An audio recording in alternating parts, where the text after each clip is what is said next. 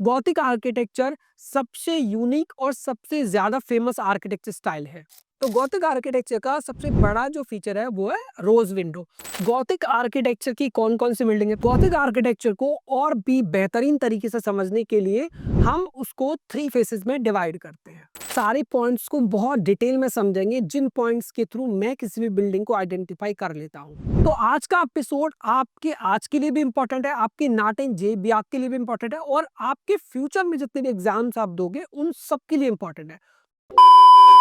Hello everyone, welcome back to sketch school of art and creativity. I am architect Farooq Khan. और जैसा कि आप सभी जानते हो कि हमारी हिस्ट्री ऑफ वर्ल्ड आर्किटेक्चर पर एक सीरीज चल रही है, और इस सीरीज में अब तक हम बहुत सारे एपिसोड्स ऑलरेडी अपलोड कर चुके हैं।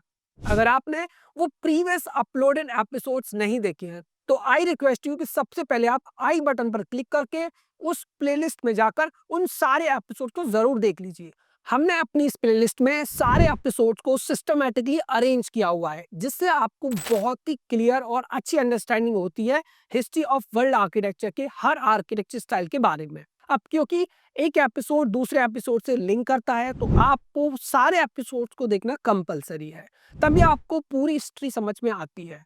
तो आज के इस एपिसोड में हम पढ़ने वाले हैं गॉथिक आर्किटेक्चर के बारे में। गॉथिक आर्किटेक्चर के लिए आप सभी बहुत दिनों से हमें कमेंट कर रहे थे कि सर गॉथिक आर्किटेक्चर का एपिसोड कब आएगा। तो आप सबका इंतजार आज खत्म होता है। आज हम आपको पढ़ाने वाले हैं गॉथिक आर्किटेक्चर के बारे में। लेकिन गॉथिक आर्किटेक्चर एक बहुत ही वास्ट आर्किटेक्चर स्टाइल है, इसीलिए इस आर्किटेक्चर स्टाइल को, इस आर्किटेक्चर पीरियड को हम 2 एपिसोड्स में कवर करेंगे। तो आज का ये एपिसोड गॉथिक आर्किटेक्चर का पार्ट 1 है। और इसके साथ ही अगर आप हमारे चैनल पर नए हैं, हमारे चैनल पर पहली बार आए हैं, तो आई रिक्वेस्ट यू कि आप जल्दी से चैनल को सब्सक्राइब कर लीजिए और बेल आइकन को प्रेस करना बिल्कुल भी मत भूलिएगा। Now let's start the video.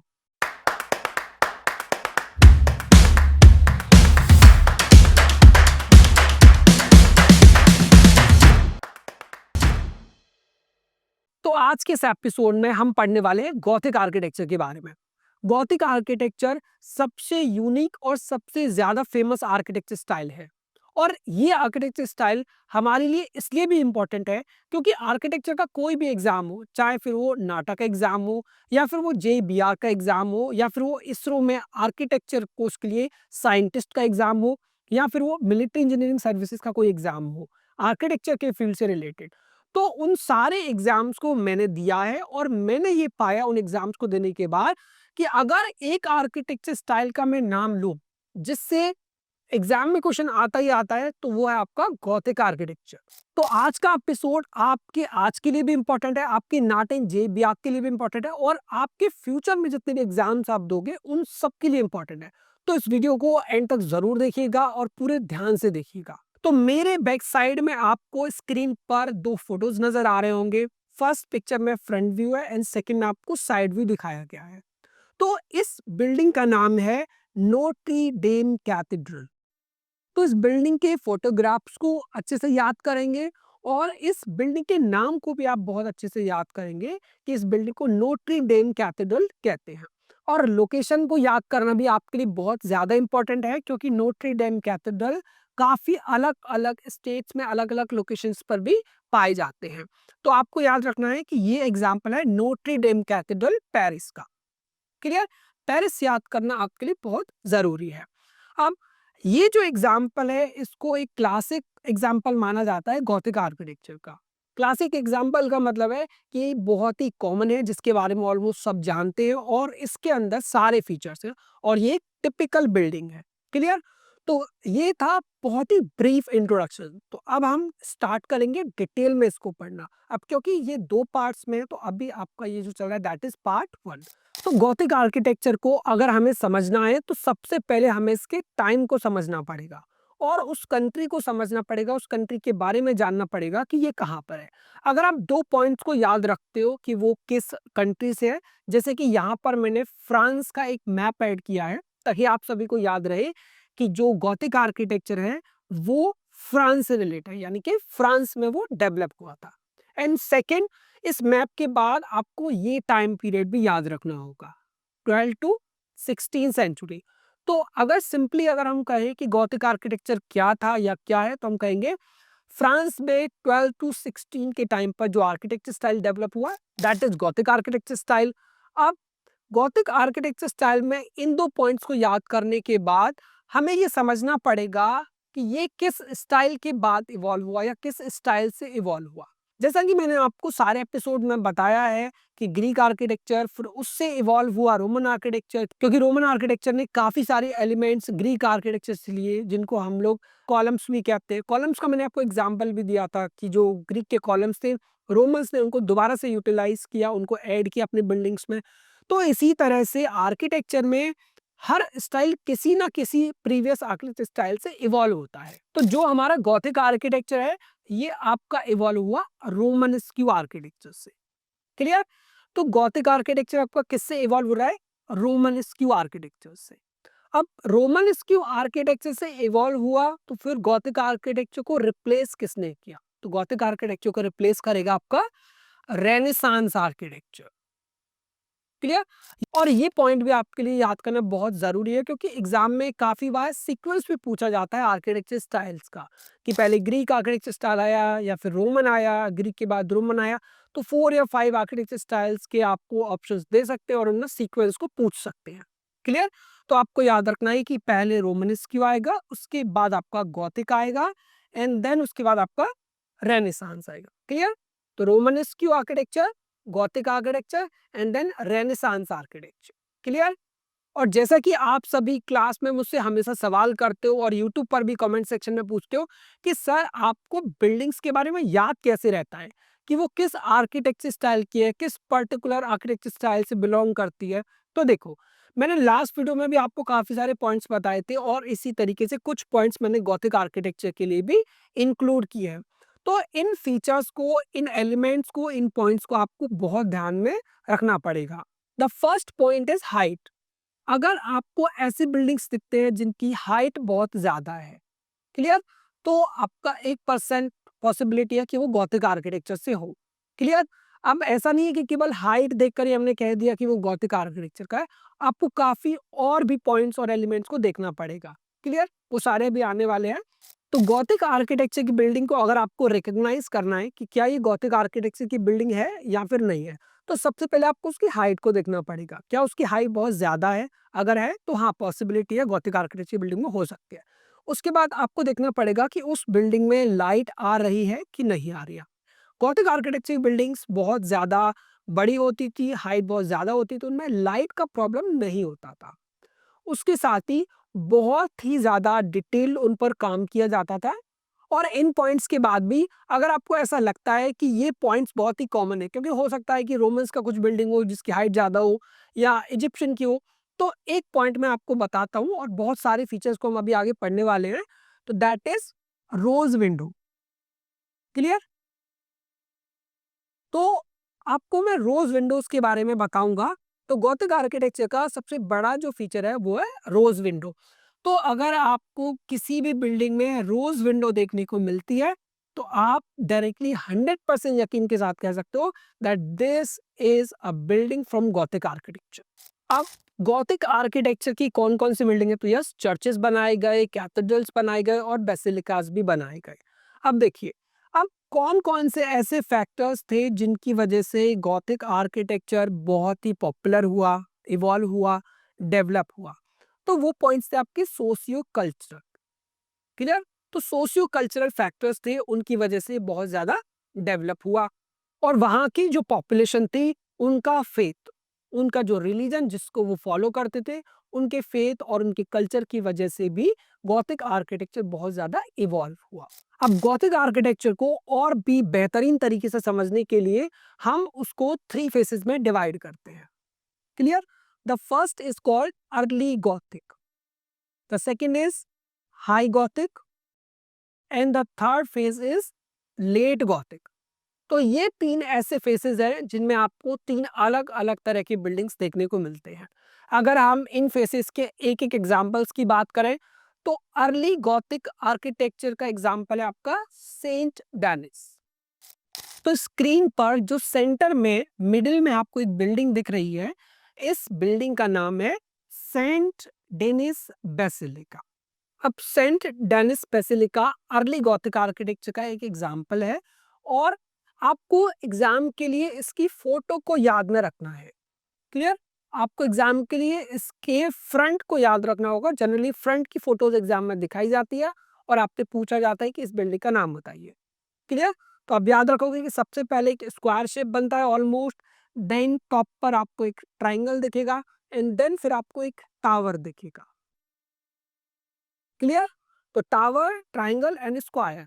तो एग्जाम के लिए फ्रंट व्यू को कैसे याद रख सकते हो? तो मेरा जो पर्सनल तरीका है दैट इज कि मैं बिल्डिंग को शेप्स में डिवाइड करता हूँ। तो ये जो बिल्डिंग है सेंट डेनिस बेसिलिका, मैंने इसको 3 शेप्स में डिवाइड किया। The first one is square, क्योंकि देखने पर सेंट डेनिस बेसिलिका मुझे बॉटम में एक स्क्वायर के जैसा लग रहा है एंड जैसे ही मैं टॉप पार्ट में जाता हूँ यहाँ पर मुझे एक ट्राइंगुलर शेप देखने को मिलता है एंड द थर्ड पार्ट जहां पर वो मुझे एक टावर के जैसा देखने को मिलती है। क्लियर? अब इनको मैंने एक एक नाम दूंगा, मैं एक एक लेटर से इनको डिनोट करूंगा। तो क्योंकि ये स्क्वायर है तो मैंने इसको एस नाम दिया एंड सेकंड क्योंकि एक ट्राइंगल के जैसा है तो मैंने इसको टी से डिनोट किया एंड क्योंकि एक टावर के जैसा है तो मैंने इसको 50 से डिनोट किया। क्लियर? तो मैं बेसिकली इस तरह के फॉर्म्स बनाता हूँ टी टी एस। तो इस तरीके से आप याद कर सकते हो that this is the example of Saint Denis basilica. इसके साथ ही आप सेंट डेनिस बेसिलिका का ड्राइंग बना सकते हो, उसको स्केच कर सकते हो जिससे आपको याद करने में आसानी होगी। और इसके साथ ही अगर एग्जाम में आपसे पूछा जाता है कि सेंट डेनिस बेसिलिका किस आर्किटेक्चर स्टाइल का एग्जाम्पल है, तो मैंने आपको बोला था कि इन बिल्डिंग्स की हाइट बहुत ज्यादा होती है। तो हाइट और विड्थ के रेशियो में इनकी हाइट बहुत ज्यादा है। क्लियर? एंड सेकंड पॉइंट मैंने आपको बोला था कि अगर आपको 100% कंफर्म होना है कि ये गॉथिक आर्किटेक्चर का एग्जांपल है या फिर नहीं है, तो आपको इस रोज विंडो को देखना है। क्लियर? रोज विंडो को हम व्हील विंडो के नाम से भी जानते हैं। मेरे लेफ्ट और राइट में भी आपको 2 और बिल्डिंग्स दिख रहे होंगे। अब इन दोनों बिल्डिंग्स का नाम क्या है, ये किस आर्किटेक्चर का स्टाइल है, इनको समझ लेते हैं। तो इस बिल्डिंग का नाम है शार्टिस कैथेड्रल। इस बिल्डिंग का नाम है शार्टिस कैथेड्रल, जो कि हाई गॉथिक आर्किटेक्चर स्टाइल का एग्जाम्पल है and this is also an example of high Gothic architecture. और इस बिल्डिंग का नाम है नोटर डैम दे पैरिस। क्लियर? अगर हम early Gothic architecture, high Gothic architecture and let Gothic के एग्जांपल को देखें तो तीनों में एक ही फीचर कॉमन है, हाइट सबसे ज्यादा आपको देखने को मिलती है और रोज विंडोज आपको देखने को मिलते हैं। तो इस तरीके से आप याद कर सकते हो और आपको स्केचेस जरूर बनाने हैं। अगर आप स्केचेस नहीं बनाओगे तो फिर आपको याद नहीं रहेगा कि किस बिल्डिंग का क्या नाम था, वो कैसी दिखती है। स्पेशली नाटा एंड जेबीआर के एग्जाम में आपको फोटो दिखाई जाती है, आइडेंटिफिकेशन बेस्ड क्वेश्चंस ज्यादा आते हैं। क्लियर? तो आप इसको याद रखोगे that this is Notre Dame de Paris, जो कि हाई गॉथिक का एग्जाम्पल है। क्लियर? तो रोज विंडो आपको यहाँ पर देखने को मिलती है। क्लियर? तो फिर से हम इसको शेप्स में डिवाइड कर सकते हैं और यहाँ पर जनरली जो ये शेप मुझे लग रहा है, ये मुझे एक स्क्वायर के जैसा लग रहा है एंड देन ऊपर मुझे 2 टावर्स देखने को मिलते हैं। क्लियर? तो T minus T and then S. Clear? तो कुछ आप इस तरीके से स्केच करिए बार बार और अपने लिए ट्रिक्स बनाइए, then you can memorise it.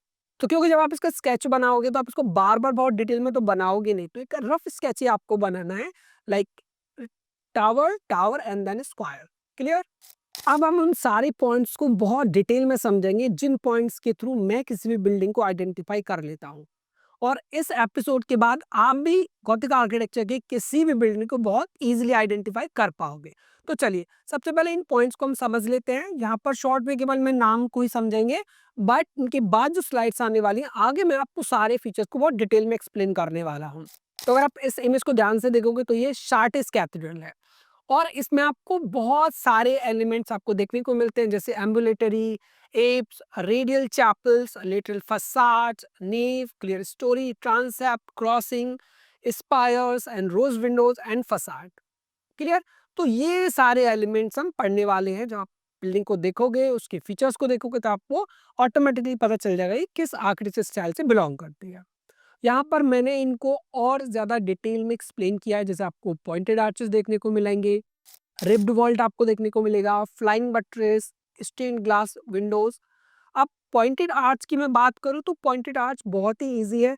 अगर आप इनमें आर्च देखोगे तो वो बेसिकली आपको एक पॉइंट पर मर्ज करती हुई मिलती है। जैसे अगर मेरा ये कर्व है, ये मेरी आर्क है, तो ये आपको यहाँ पर मिलेगा। क्लियर? जो दोनों मेरा आर्क होती है, तो इसीलिए हम इसको पॉइंटेड आर्च बोलते हैं। तो जितना भी गॉथिक आर्किटेक्चर में आर्चेस होती हैं, तो वो सारी पॉइंटेड आर्च है। क्लियर?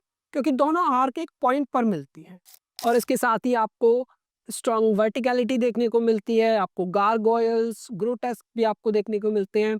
पिनिकल्स एंड स्पायर भी एक बहुत ही अमेजिंग फीचर है। क्लियर? तो यहाँ पे सबको मैंने सारे फीचर्स को लिस्ट आउट किया है, बट अब हमको वन बाय वन डिटेल में पढ़ेंगे। तो गॉथिक आर्किटेक्चर का हमारा सबसे फर्स्ट फीचर है पॉइंटेड आर्च। तो पॉइंटेड आर्च का यहाँ पर मैंने एक बहुत ही क्लासिक एग्जांपल दिखाया हुआ है।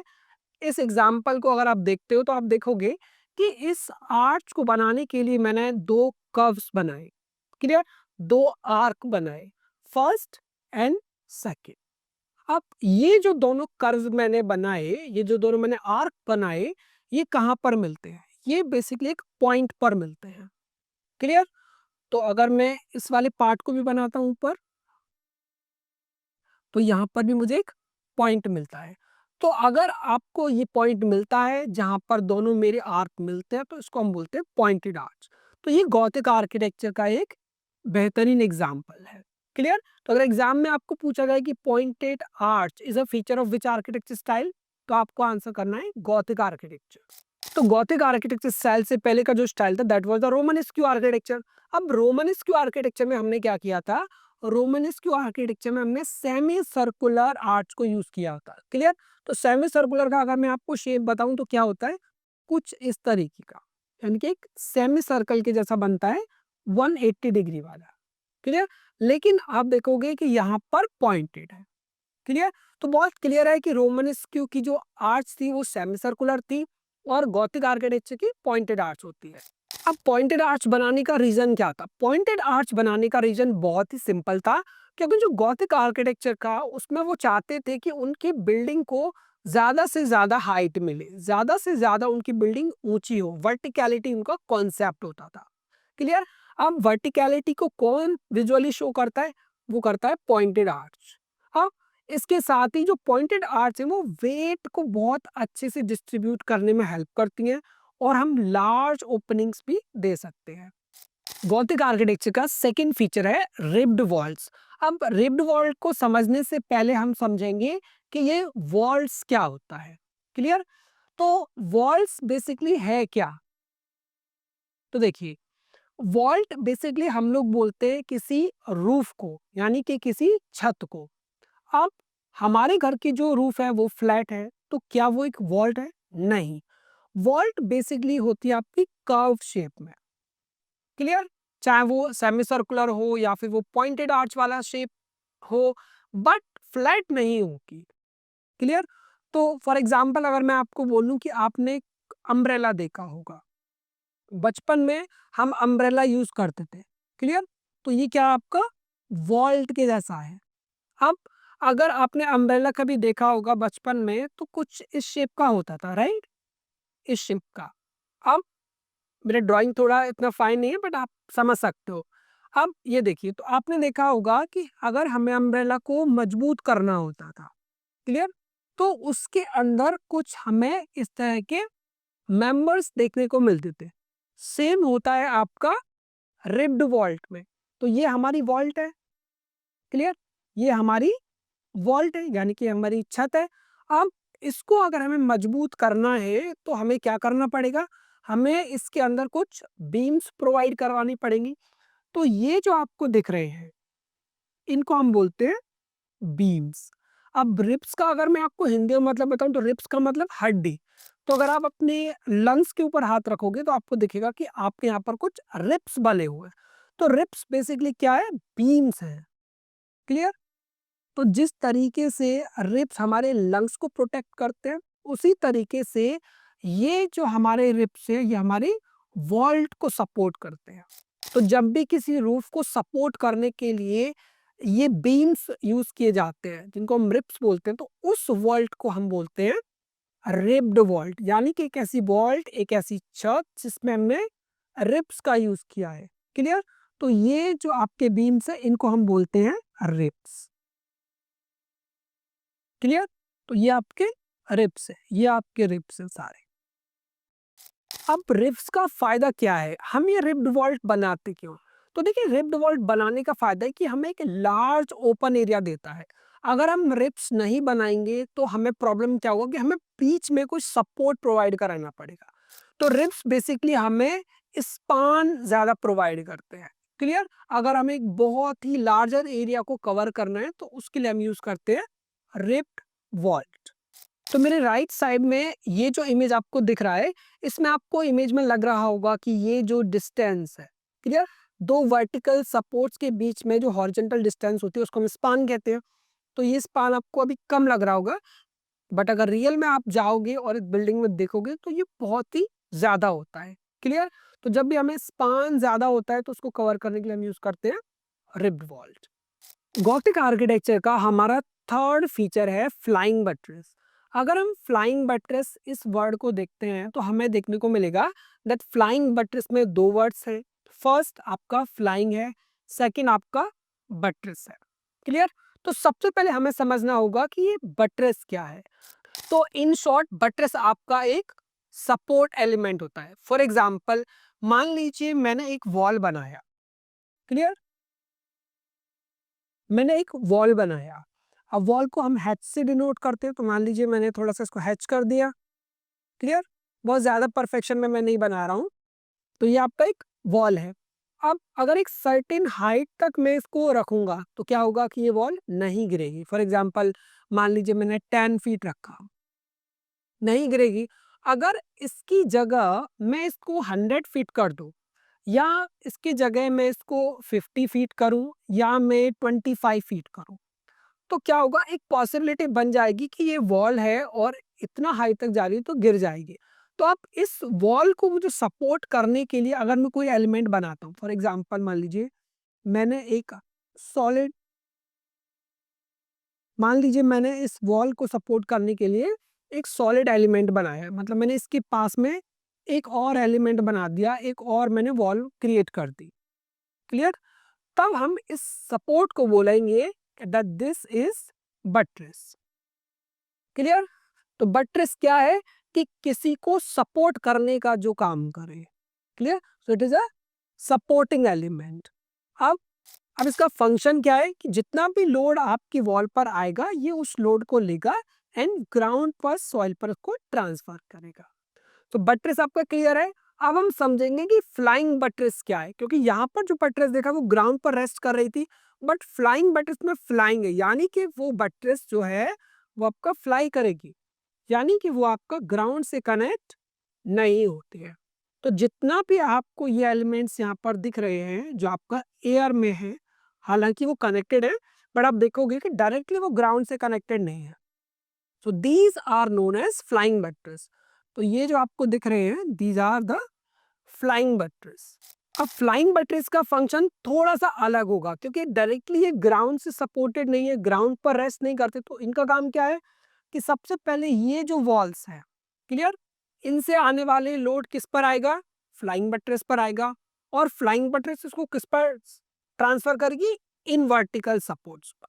तो फ्लाइंग बट्रेस डायरेक्टली लोड को ग्राउंड पर ट्रांसफर नहीं करती है, पहले वो वर्टिकल सपोर्ट्स पर ट्रांसफर करती है। गॉथिक आर्किटेक्चर का फोर्थ फीचर है स्टेन्ड ग्लास विंडो। अब सबसे पहले हम समझेंगे कि इस स्टेन्ड का मतलब क्या है। तो देखिए, गॉथिक आर्किटेक्चर में इस स्टेन्ड का मतलब है कलरफुल, यानी कि कलर वाली। तो अगर आपको कोई ऐसी विंडो दिखती है जो कलरफुल है तो आप कहोगे that is a stained window. अब यहाँ पर ग्लास को हमने कलर किया है तो this is a stained glass window. तो यहाँ पर आप देखो बहुत सारे डिफरेंट कलर्स यूज किए गए हैं यहाँ पर भी। तो these are the stained glass windows. अब अगर इन विंडोज की हम बात करें तो इन विंडोज में कोई ना कोई आर्किटेक्चरल एलिमेंट हम शो करते हैं।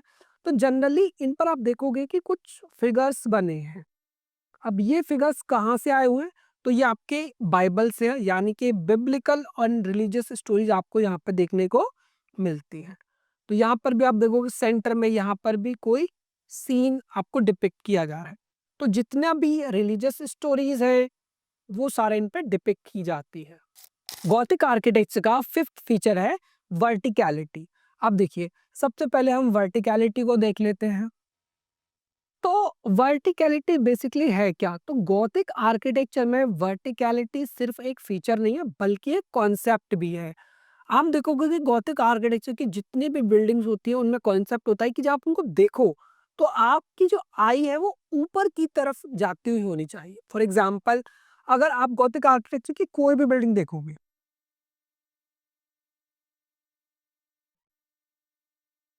तो आप देखोगे कि इनमें आपको लाइंस दिखते हैं, यानी कि ये आपको बेसिकली अपवर्ड की तरफ डायरेक्ट करती है कि आप ऊपर की तरफ देखिए। इसी वजह से इनकी जो हाइट्स होती थी वो बहुत ज्यादा रखी जाती थी। Clear? Verticality is the concept of gothic architecture और ये इसका फीचर भी है। अब इसका रीजन क्या था?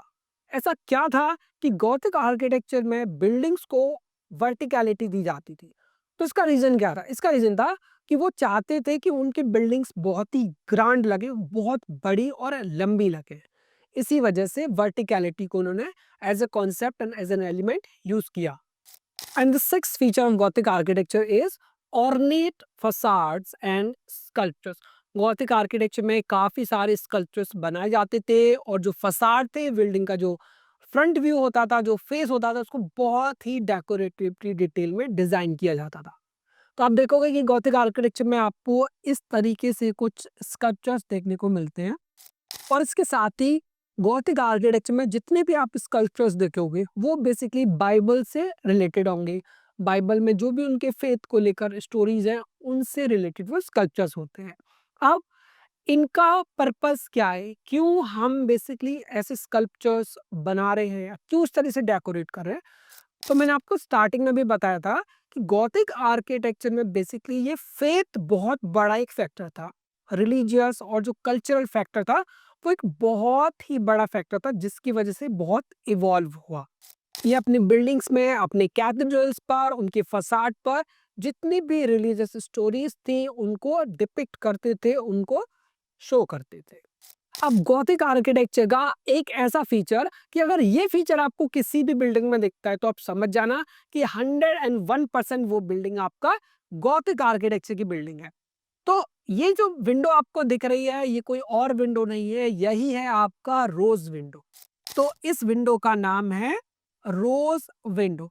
अगर हम रोज विंडो की बात करें, तो साइज में बहुत बड़ी होती थी। अगर मैं आपको बोलूं, तो स्क्रीन पर आपको जो ये फोटो दिख रहा होगा, इसमें आपको ये विंडो बहुत छोटी लग रही होगी, लेकिन ये विंडोज जनरली 2 to 3 फ्लोर्स के बराबर होती थी। मतलब अगर मैं बोलूं 20 फीट बाय 20 फीट या 30 फीट बाय 30 फीट, इस तरह के साइजेस में ये होती थी और इससे बड़े भी। ये मैंने आपको सिर्फ एक एवरेज और एक नॉर्मल साइज बताया, बट रोज विंडोज बहुत लार्ज होते थे।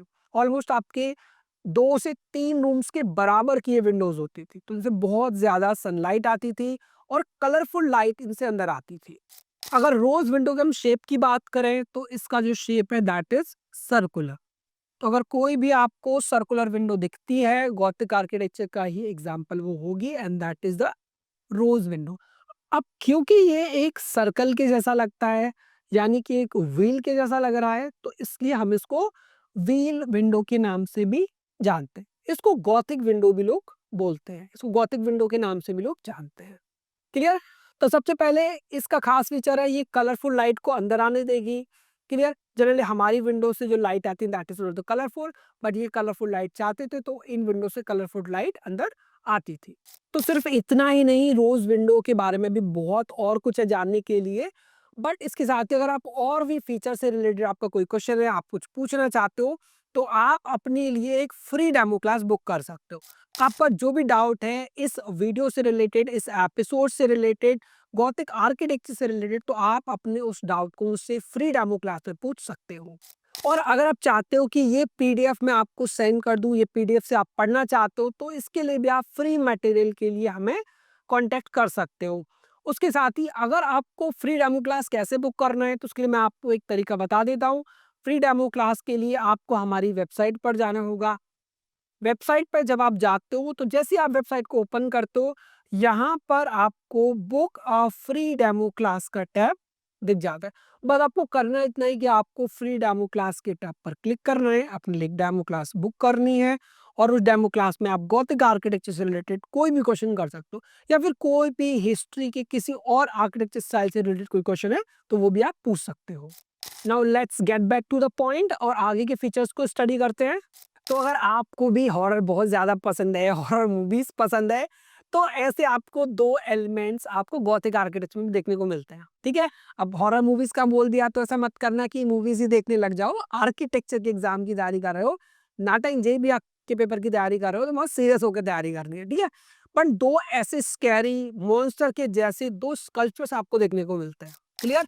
तो आपको इस इमेज में एक ये दिख रहा होगा, एक स्कल्पचर है, यहाँ पे भी एक आपको अलग ही स्कल्पचर देखने को मिल रहा होगा।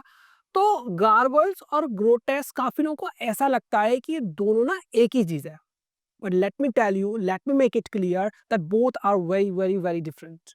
ओके, सो गार्गोयल क्या है आपका बेसिकली? तो first we will understand that what is a gargoyle. तो गार्गोयल को सिंपली अगर मैं आपको समझाऊं तो गार्गोयल आपका एक स्टोन स्कल्पचर है। तो फिर आप ये बोलोगे कि सर गार्गोयल अगर स्टोन स्कल्पचर है तो फिर ग्रोटेस्क भी स्टोन स्कल्पचर है, फर्क क्या है? तो देखो, फर्क आपको इनके नाम से समझ में आएगा। मैंने एक ट्रिक बनाया हुआ है जिससे आप याद कर सकते हो, राइट? अगर आपका कभी गला खराब हो तो हम क्या करते हैं? गार्गल करते हैं, राइट? तो इसी तरीके से थोड़ा आप रिलेट करोगे तो मतलब वाटर से ये रिलेटेड है। तो अगर हम गार्गोयल की बात करें तो गार्गोयल एक ऐसा स्कल्पचर होता है, ये स्कैरी होगा, भूत के जैसा लगेगा, मॉन्स्टर के जैसा लगेगा, डीमन कैसा लगेगा, लेकिन ये काम बहुत अच्छा करता है। काम क्या करता है कि इसके अंदर एक ड्रेन पाइप फिक्स होती है, इस तरीके से स्क्रीन पे आपको दिख नहीं रहा है। तो जब बारिश होगी तब क्या होगा कि जितना भी पानी है वो उसके मुंह से निकलना स्टार्ट होगा, क्लियर? तो ये आपका गार्गोयल। तो इसका मेन काम क्या है कि जब भी बारिश होगी तो जितना भी बिल्डिंग में रेन वाटर आएगा ये उसको बाहर फेंकेगा बिल्डिंग से दूर, ताकि बिल्डिंग में डैम्पनेस ना हो, वॉल्स को प्रोटेक्ट करेगा। अब सेकंड आ जाते हैं ग्रोटेस्क के बारे में। अब ये ग्रोटेस्क क्या है? तो ग्रोटेस्क भी आपका एक स्टोन का बना हुआ स्कल्पचर है।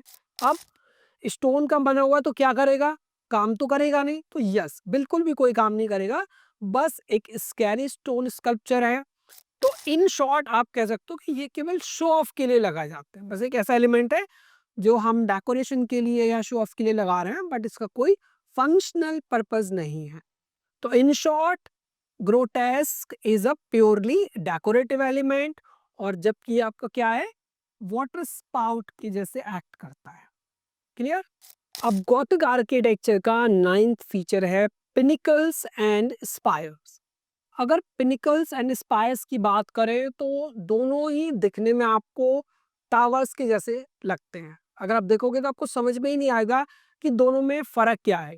तो देखो, पहली बात तो ये एक फैक्ट है कि दोनों टावर के जैसे लगते हैं, दोनों टावर सी है बेसिकली, लेकिन जो आपका पिनिकल है ये स्मॉल टावर होता है, क्लियर?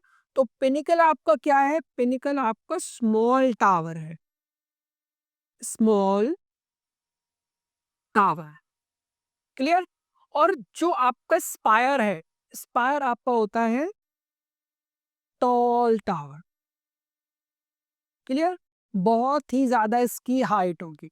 तो अगर आप गॉथिक आर्किटेक्चर में कोई भी बिल्डिंग देखते हो और इस तरीके का आपको बहुत ही लॉन्ग टॉल टावर दिखता है, दैट इज स्पायर। लेकिन अगर आपको किसी पैरापिट वॉल पे एक छोटा सा स्मॉल टावर दिखता है, दैट इज पिनिकल, क्लियर? तो ये इसका मेन डिफरेंस है। अब थोड़ा सा हम इस मिडिल वाली इमेज में कुछ फीचर्स को देख लेते हैं। तो जैसे कि मैंने आपको बताया that this is your pinnacle, clear? तो ये आपका पिनिकल है। फ्लाइंग बट्रेस मैंने अभी आपको पढ़ाया, तो ये आपका फ्लाइंग बट्रेस हुआ। अब इसके अलावा और क्या, मैंने आपको पॉइंटेड आर्च पढ़ा है, तो ये आपकी पॉइंटेड आर्च है, क्लियर? आप पॉइंटेड आर्च के नीचे जो वर्टिकल सपोर्ट्स होते हैं उनको हम पायर्स बोलते हैं, तो ये आपका पायर्स है, क्लियर? ये जो वर्टिकल सपोर्ट जो आपको कॉलम के जैसे लगेंगे इनको हम पायर्स बोलते हैं। And the last one is buttress. तो बट्रेस क्या है? बट्रेस आपका एक सपोर्टिव एलिमेंट है। तो ये जो आपको ब्लू कलर में जो आपको वर्टिकल मेंबर दिख रहा है, जो फ्लाइंग बट्रेस से लोड को लेता है एंड ग्राउंड पर ट्रांसफर करता है, इसको हम बोलते हैं बट्रेस। क्लियर? तो ब्लू में जो आपको दिख रहा है, दिस इज योर बट्रेस। और इसके साथ ही दो बहुत इंपॉर्टेंट पॉइंट जो एग्जाम में आ चुके हैं एंड आगे भी आने के चांसेस है। काफी बार एग्जाम में पूछा जाता है जेई के एग्जाम में कि क्लियर स्टोरी विंडो क्या होता है। तो क्लियर स्टोरी विंडो वो होते हैं जो आपके जनरली वॉल्ट के पास में होती है, मतलब जो ठीक छत के नीचे जो विंडोज बनी होती है उनको हम बोलते हैं क्लियर स्टोरी विंडो। क्लियर? तो यहाँ पे जो रेड कलर से मैंने बॉक्स बनाया, this is your clerestory window. अब क्लियर स्टोरी विंडो के ठीक नीचे होता है आपका ट्राइफोरियम। क्लियर? तो याद रखोगे आप कि जो आपका मिडिल में दैट इज ट्राइफोरियम, जो टॉप पर है that is your clerestory window. And the 10th element of gothic architecture is tracery. तो ट्रेसरी को अगर हम देखें और समझें तो ये क्या है? तो ट्रेसरी बेसिकली आपका स्टोन फ्रेमवर्क है। तो जितना भी आपको इसमें स्टोन का फ्रेम दिख रहा है, that is your treasury. Clear? तो अगर मैं बोलूं सिंपल वर्ड्स में कि ट्रेसरी क्या है, तो अगर आप इस पिक्चर को देख रहे हो और इस वाइट वाले पोर्शन को रिमूव कर देते हो, तो आपके पास क्या बचेगा? आपके पास केवल ये स्टोन बचेगा। तो इस स्टोन फ्रेमवर्क को ही हम कहते हैं ट्रेसरी। अब ट्रेसरी का काम क्या है? तो ट्रेसरी का काम है कि इसके अंदर ग्लास को फिट किया जाता है। तो इस ग्लास को एक फ्रेम प्रोवाइड करता है। तो ये इस ग्लास को एक फ्रेम प्रोवाइड करेगा। क्लियर? तो स्टोन के इस फ्रेमवर्क को हम कहते हैं ट्रेसरी। क्लियर? तो इसे हम कहते हैं ट्रेसरी, और ये गॉथिक आर्किटेक्चर में आपको स्टोन का ही देखने को मिलता है। तो जो हमने स्टेन्ड ग्लास विंडो पढ़ा था, तो ये स्टेन्ड ग्लास विंडोज में यूज किया जाता है। तो ये वाला जो आपका पार्ट है, दिस इज योर ट्रेसरी। और जो स्टेन्ड ग्लास है वो कहाँ फिट किया जाएगा? वो यहाँ पे फिट किया जाएगा, इस वाइट वाले पार्ट के अंदर, मतलब यहाँ पर। And the 11th feature of Gothic architecture is known as clear story window. And now what is clear story window? तो बहुत ही सिंपल तरीके से हम समझ लेते हैं। तो ऑलरेडी मैंने आपको एक्सप्लेन किया था कि जो आपकी वॉल्ट है, जो आपकी छत है, तो कहाँ पर है आपकी छत? ये आपका वॉल्ट है। क्लियर? अब इस वॉल्ट के नीचे जो मेरा विंडोज है, ये राइट, पूरा अगर मैं लेता हूँ तो यहाँ तक आएगा। तो इन विंडोज को हम कहते हैं क्लियर स्टोरी विंडो, मतलब जो छत से ठीक नीचे होती है, बिल्कुल। Clear? So these are clerestory window. Now let's talk about the function of a clerestory window. So the function of the clerestory window is to provide the light. कि हमारा जो structure है, हमारी जो cathedral है, हमारी जो basilica है, जो चर्च है, उसके अंदर लाइट कैसे आएगी, तो उसके लिए हम बनाते हैं आपका क्लियर स्टोरी विंडो। बहुत बड़ी होती है साइज में, बहुत ज़्यादा बड़ी होती है, लगभग 2-3 रूम्स के बराबर। आज के जो हमारे रूम्स होते हैं, तो 2-3 रूम्स के बराबर मिलकर ये बनती है क्लियर स्टोरी विंडो। क्लियर? तो लाइट प्रोवाइड करना, वेंटिलेशन प्रोवाइड करना इनके मेन फंक्शन होता है। And the next feature is large and open interiors. Okay? तो गॉथिक आर्किटेक्चर में जो भी आपके इंटीरियर्स होते थे, बहुत ही ज्यादा लार्ज होते थे। ओके? लार्ज का मतलब क्या है? कि इसके अंदर काफी सारे लोग बैठ सकते हैं, बहुत हौच पौच नहीं होता है, बहुत ओपन एरिया अवेलेबल होता है, सिटिंग एरिया काफी ज्यादा होता है, जो कि नेव जिसको हम बोलते हैं। क्लियर? और इसके साथ ही इसमें हाई सीलिंग होती है। हाई सीलिंग का मतलब क्या है? कि जो हमारा रूफ होगा, जो सीलिंग होगी, वो बहुत ज़्यादा ऊपर होगी। क्लियर? अब हाई सीलिंग है, तो क्लियर स्टोरी विंडो भी प्रोवाइड की है, तो लाइट भी आ गया, हाई सीलिंग भी आपको मिल गया। तो इसलिए हम इसको बोलते हैं large and open interiors. Clear? अब ऐसा बना क्यों रहे हम? ऐसा रीज़न क्या है कि हमें इतने लार्ज ओपन एरियाज़ की ज़रूरत है? तो उसका पर्पज़ है लार्ज कॉन्ग्रीगेशन। अब लार्ज कॉन्ग्रीगेशन क्या है? तो जैसे कि मुस्लिम्स में जामा मस्जिद बनाते हैं, क्यों? ताकि कॉन्ग्रीगेशनल प्रेयर हो सके, सब लोग ग्रुप में नमाज पढ़ सकें। तो इसी तरीके से जो क्रिश्चियन होते हैं, क्रिश्चियनिटी में चर्च में कॉन्ग्रीगेशनल प्रेयर्स होती हैं, तो लार्ज कॉन्ग्रीगेशंस को अकोमोडेट करने के लिए हम बनाते हैं large and open interiors. Now the last feature of Gothic architecture is lian vaulting and tiercron vaulting. अब दोनों में हमें सबसे पहले डिफरेंस को समझना पड़ेगा. तो सबसे पहले हम समझते हैं कि ये वॉल्ट क्या है. Vault is a roof, right. अब उसमें भी हमारे पास दो हो गए, लियान एंड टियर्सरॉन वॉल्टिंग. अब दोनों में फर्क क्या है?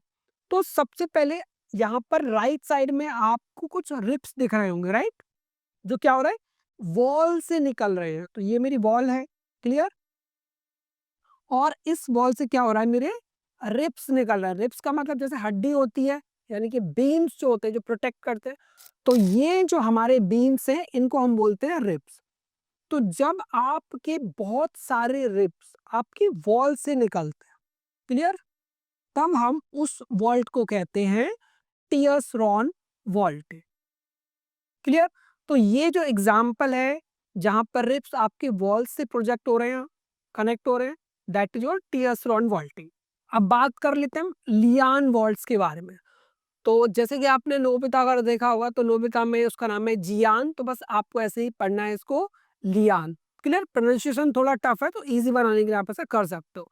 अब लियान वॉल्ट में क्या होगा कि लियान वॉल्ट में आपका एक स्टार शेप क्रिएट होता है, यानी कि ये आपका क्या है, ये आपकी सपोर्टिंग रिप्स होती है. Clear. So this is the difference between lierne vault and the tierceron vault. So that's it for today's episode. I hope कि आप सबको आज का ये एपिसोड बहुत ही ज्यादा पसंद आया होगा. आज के गॉथिक आर्किटेक्चर के इस पार्ट 1 में हमने बहुत सारे इंपॉर्टेंट पॉइंट्स के बारे में सीखा. हमने गॉथिक आर्किटेक्चर के बहुत सारे फीचर्स के बारे में सीखा कि रोज विंडोज क्या होती है, लियान वॉल्टिंग क्या है, टियर्सरॉन वॉल्टिंग क्या है, और इसके अलावा भी बहुत बहुत सारे कॉन्सेप्ट. बट क्योंकि ये एक बहुत ही बड़ा वास्ट आर्किटेक्चर स्टाइल है, तो इसको एक एपिसोड में कवर कर पाना, एक पार्ट में कवर कर पाना हमारे लिए पॉसिबल नहीं है. इसलिए हमने इसको 2 पार्ट्स में कवर किया है. तो आज ये था हमारा गॉथिक आर्किटेक्चर का पार्ट 1, जिसमें हमने गॉथिक आर्किटेक्चर का इंट्रोडक्शन, गॉथिक आर्किटेक्चर के इंपॉर्टेंट फीचर्स, इनको हमने कवर किया. अब इसके बाद आएगा हमारा नेक्स्ट पार्ट, और नेक्स्ट पार्ट में हम पढ़ेंगे गॉथिक आर्किटेक्चर के फेसेस के बारे में और हर फेस की एक डिफरेंट बिल्डिंग के बारे में. तो उस एपिसोड को बिल्कुल भी आपको मिस नहीं करना है. तो अगर आप चाहते हो कि फारूक सर पार्ट 2 को जल्दी से जल्दी अपलोड कर दें, उस पर एपिसोड बना दें, तो कमेंट सेक्शन में कमेंट कीजिए पार्ट 2 गॉथिक आर्किटेक्चर. तो जितने ज्यादा कमेंट्स होंगे उतनी ही जल्दी हम आपके लिए लेकर आएंगे गॉथिक आर्किटेक्चर का पार्ट 2. तो इसके साथ ही अगर आपको गॉथिक आर्किटेक्चर के पार्ट 1 से रिलेटेड कोई भी डाउट है तो आप कमेंट सेक्शन में कमेंट कर सकते हो, और उसके साथ ही अगर आप और डिटेल में समझना चाहते हो तो आप अपने लिए एक फ्री डेमो क्लास बुक कर सकते हो. हमारी डेमो क्लासेस बिल्कुल फ्री है, इनका कोई भी चार्जेस नहीं है. तो आप हमारी वेबसाइट पर जाकर या स्क्रीन पर जो नंबर दिया गया है आप उस पर हमें डायरेक्टली कॉल कर सकते हो और अपने लिए फ्री डेमो क्लास बुक कर सकते हो. और इसके साथ ही अगर आप नाटा एंड जेएमबीआर पेपर 2 की तैयारी कर रहे हो और आप चाहते हो कि आपको फ्री में स्टडी मटेरियल अवेलेबल हो जाए, आप एक फ्री स्टडी मटेरियल चाहते हो, तो उसके लिए आप हमसे कांटेक्ट कर सकते हो. आप हमारी वेबसाइट पर जाकर फ्री स्टडी मटेरियल के लिए अप्लाई कर सकते हो. तो जैसा कि आप सभी जानते हो कि नाटा एंड जेएमबीआर पेपर 2 के एग्जाम में बहुत ज़्यादा कंपटीशन हो गया है. हर दूसरा बच्चा आर्किटेक्चर कोर्स में इंटरेस्टेड है और बहुत सारे लोग, बहुत सारे एस्पिरेंट इस एग्जाम के लिए बहुत मेहनत कर रहे हैं. लेकिन मैं आपको बता दूं कि इस एग्जाम में सिर्फ मेहनत से काम नहीं चलेगा, क्योंकि हर दूसरा एस्पिरेंट बहुत ज़्यादा मेहनत कर रहा है. तो इसके अलावा जो आपको चाहिए दैट इज प्रॉपर गाइडेंस, और गाइडेंस के साथ में स्ट्रक्चर्ड वे में की हुई तैयारी. तो अगर आप चाहते हो कि आप प्रॉपर प्लानिंग के साथ तैयारी करो, प्रॉपर गाइडेंस के साथ तैयारी करो, तो आप ज्वाइन कर सकते हो SSAC, यानी कि sketch school of art and creativity. Sketch school of art and creativity एक ऑनलाइन इंस्टीट्यूट है, जिसका मतलब है कि आप इंडिया के किसी भी कॉर्नर से नाटा एंड जेईई पेपर 2 की प्रिपरेशन कर सकते हो. अब क्योंकि हमारी टाइमिंग्स 8 PM टू 10 PM होती है जनरली, तो फिर आप अपने कॉलेज और एकेडमिक के साथ साथ इस प्रिपरेशन को कंटिन्यू कर सकते हो. इसके साथ ही अगर आपका कोई और भी डाउट है तो आप स्क्रीन पर नीचे दिए जा रहे नंबर पर आप हमें कॉल कर सकते हैं और डायरेक्टली हमसे बात कर सकते हैं. तो आज के एपिसोड में इतना ही. मिलते हैं नेक्स्ट वीडियो में, तब तक के लिए बाय बाय.